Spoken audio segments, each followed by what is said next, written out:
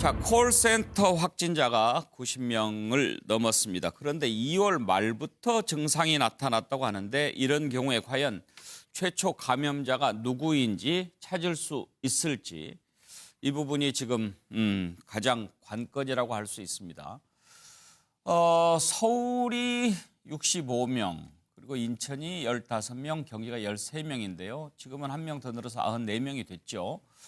그런데 이렇게 많은 사람들이 수도권에 이렇게 흩어져 있고 방금 교수님 말씀하신 대로 오고 가는 동선 그리고 또 거주지에서의 접촉 이런 것들을 제대로 차단하지 못한다면 그야말로 인구 절반이 사는 수도권이 큰일을 당할 수도 있지 않습니까? 그렇습니다. 지금 이제 대구 사태도 안타깝지만 지금 이 바이러스 입장에서 보면 이 도시라는 게 굉장히 그 전파나 전이되기 굉장히 좋은 구조인 거죠.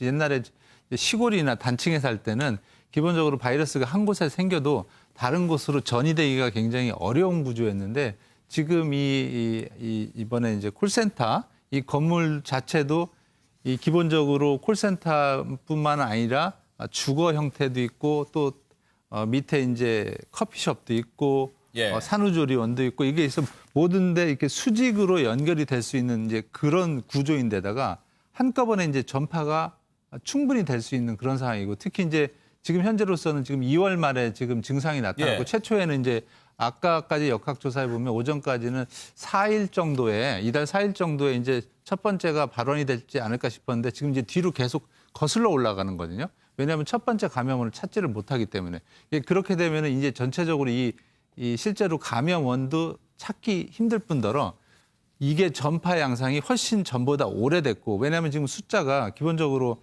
207명 중에 이제 가족을 포함하긴 하지만 93~94명이 이제 넘어갔단 말이에요. 이거는 지난번에 한마음 아파트에서도 볼 수 있듯이 확진자가 94명이었는데 당시에 46명이 걸리셨어요. 지금 거의 그 숫자적으로 퍼센테이지가 거의 절반이거든요. 이렇다는 거는 바이러스가 굉장히 농축이 돼서 오랫동안 그 안에 머물렀고 그거를 계속 다른 곳으로 공급을 했다는 그런 상황에서 쉽게 이제 접근하시면 안 되는 그런 상황입니다. 그런데 2월 말부터 저런 증상이 좀 있었으면 그중에서 좀 자진해서 선별진료소 가서 좀 검사를 받아보고 그랬어야 될 텐데. 이제 그러려고 했을기도 한데 아마도 제가 이제 보면 당시에 증상이라는 게 젊은 직원들이고 하다 보니까 이게 이제 주위에서 뭐 특히 이제 신천지 교인이 지금 거기서 왔는지 안 왔는지 모르지만 그냥 증상이라는 게 이제 감기 증상일 수도 있고 그다음에 특히 이제 여기서부터는 조금 이제 보건당국하고도 좀 헷갈릴 수도 있는데 저희가 이제 어떤 메시지를 넣을 때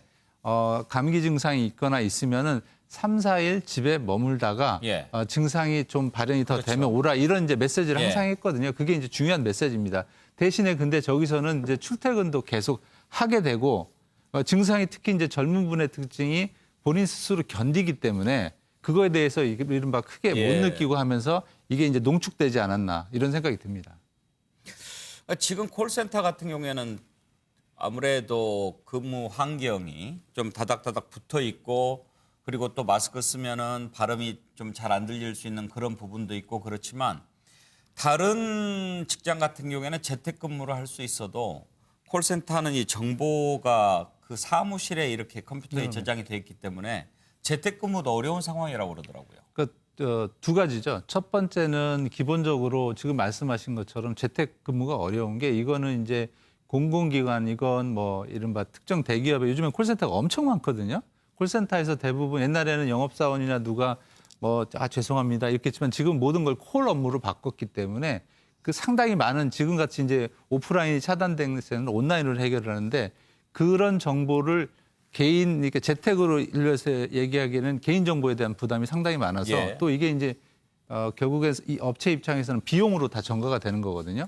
그리고 거기서 이제 지금 이번에 이제 207명이 있었던 그 층만 봐도 만약에 1m를 2~3m 구조로 늘렸다면 당장에 층을 2개를 써야 되는 거거든요. 그건 이제 임대 비용의 상승으로 이어지기 때문에 실제적으로 저희가 이렇게 말은 이렇게 해도 실제 기업 입장에서는 하기가 어려운 구조고요.